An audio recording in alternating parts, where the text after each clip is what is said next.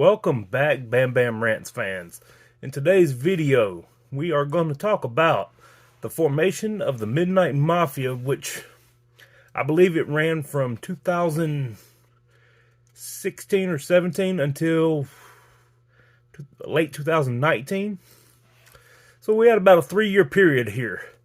And this was one of my personal favorite moments of my career as a Georgia independent wrestler for many years. And the way it formed is, it was pretty much just the clique that we had in the back.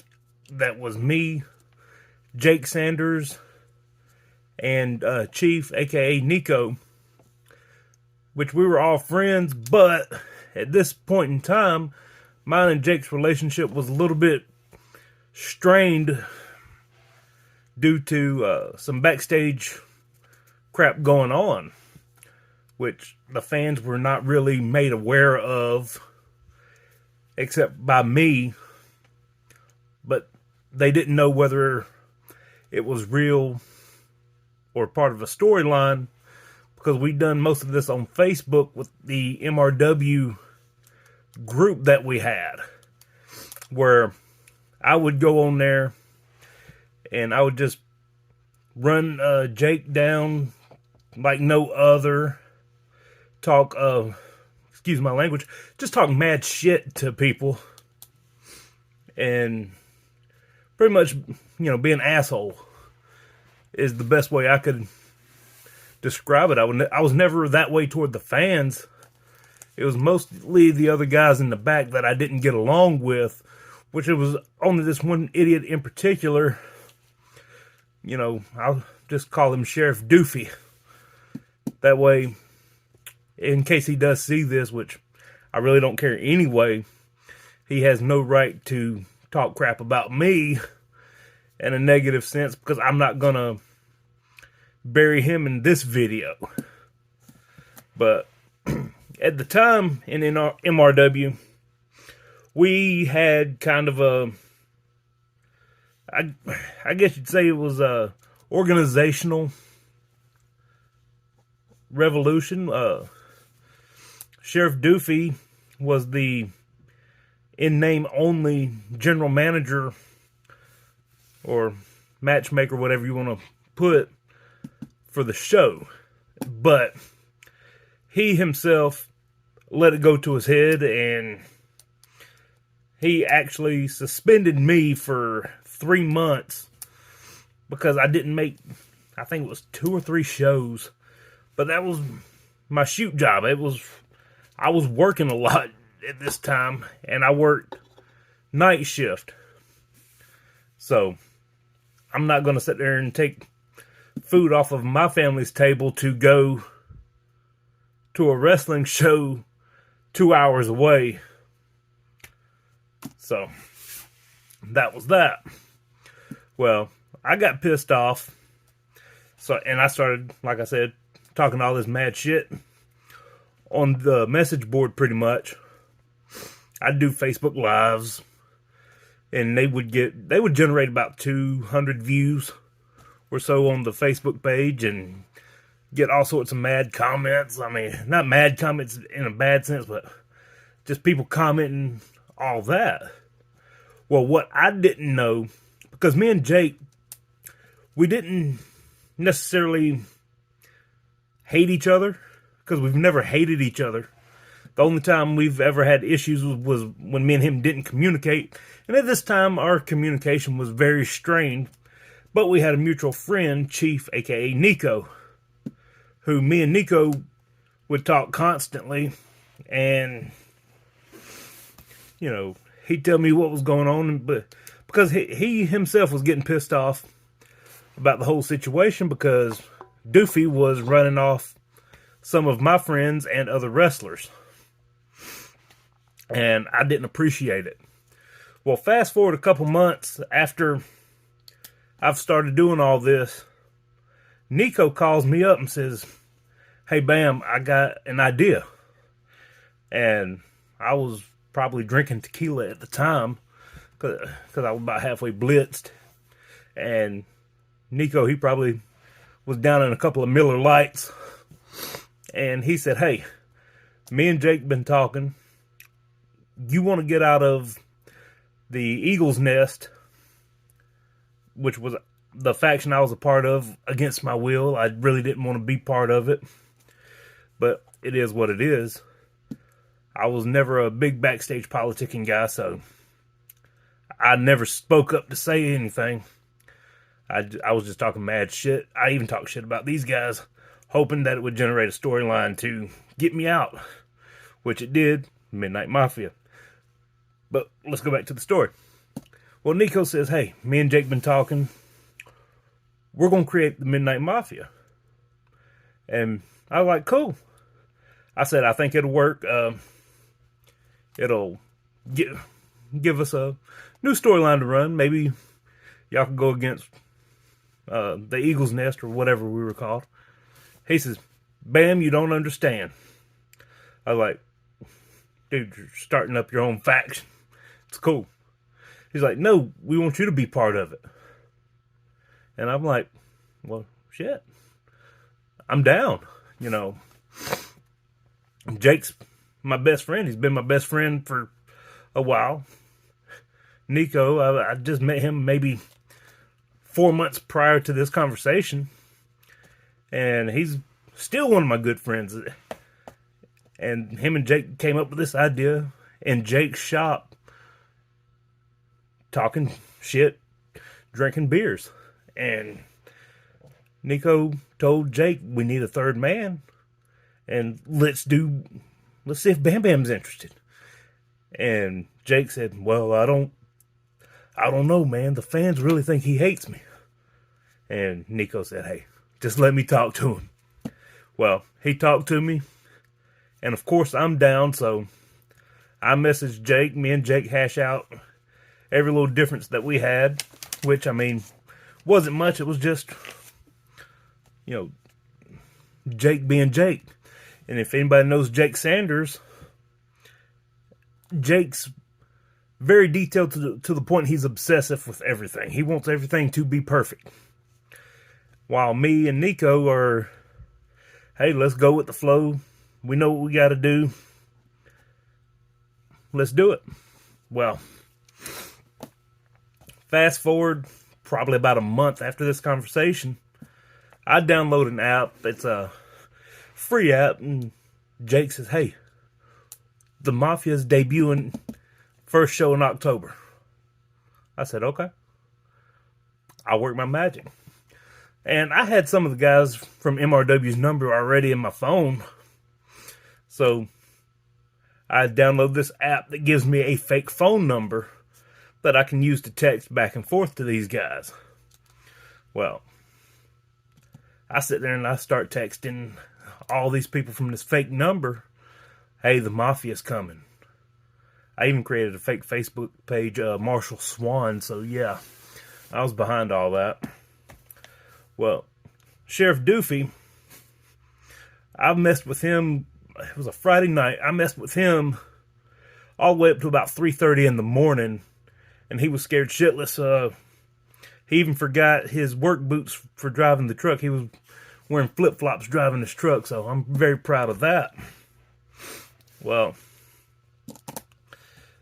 come that Saturday night, or Saturday afternoon, I get to Jake's house. Nico's already had the shirts made. We were in Jake's shop, loaded up his truck, and Jake says, hey, y'all ready for this? I'm like, yeah. Well, unbeknownst to me, Jake had a different idea for me this night. I'm not just going to come out with him. Jake has this Halloween mask, and I'll never forgive him for this. He says, Bam, you're going to wear this mask, and it's a horse head. And I'm like, I'm not doing it. And this goes on for about 5-10 minutes, me saying, hey, I'm not doing this, and he's like, Bam, just do it. And me being the idiot I am, I actually agree to it, and I do it. So I get the horse head, put it in the bag, and I go do my stuff, joking around with the other guys in the back. Then I make up a reason for me to go around to the front of the building, away from fans, and into the office area that we have at the auction house at the time where we were doing the shows. I put the horse head on, along with a Grim Reaper Halloween costume, minus the mask. I'm got a horse head on, and I'm gonna pin the photo of this in the comments. Well, Sheriff Doofy goes into the ring, starts cutting a promo, and all of a sudden, in the air tonight by, I think it was 9 Point, starts playing, and I'm already nervous because the fans love me. I'm a babyface. This is a heel faction, so I don't know how they're going to respond. And we get into the arena area. Nobody knows who the third person is. You know, everybody knows it was Nico. Everybody knew it was Jake, but nobody knew who it was me. Or nobody knew it was me. Well, Doofy's still up there cutting his little promo with the ringmaster, Randall Jones. Shout out to Randall. Or Randy. Shout out ringmaster. Well, here comes the point where I take off my horse head mask. And when I tell you, the fans didn't know what to think. They didn't. You could hear a literal gasp of the audience because they thought that me and Jake were at each other's throats. So we swerved the whole crowd. And it was great. That night we had our first match as the Mafia. And we were good. I mean, hell, I'm teaming with my best friend in the world. And we were having a great time doing it. Fast forward a couple more months after this night. Probably the best moment of my career happened. Me and Jake Sanders beat Evolution Pink for the MRW tag titles. And that's probably the biggest moment of my career. Is the guy that's been there for me day one in my wrestling life that I met at Savannah Valley Wrestling, and me and him instantly clicked all those years ago. Me and him won the tag titles together, and we held them for a while. We later lost them to Tommy Sawyer and Billy Starr, the Rednecks, which I'm okay with that because another two guys that, you know, my best fucking friends in the world. Well, we also had Tow Truck in the group a little bit later after we won the titles, which was great. You know, me and Tow Truck get along. I've done an episode of Tow Truck. Go back and watch it. It was a great run. But the problem with the Mafia is just like the problem with the NWO from the late 90s, early 2000s. The Mafia got too big. If we would have cut the Mafia off at me, Jake, Nico, and Tow Truck, it would have been great. But we had about 15 members, or not 15, but that's exaggerating, but we had about 8-9 members. And for an indie company, that's just too many. That's like that's maybe a third of the back room. It's just too many members.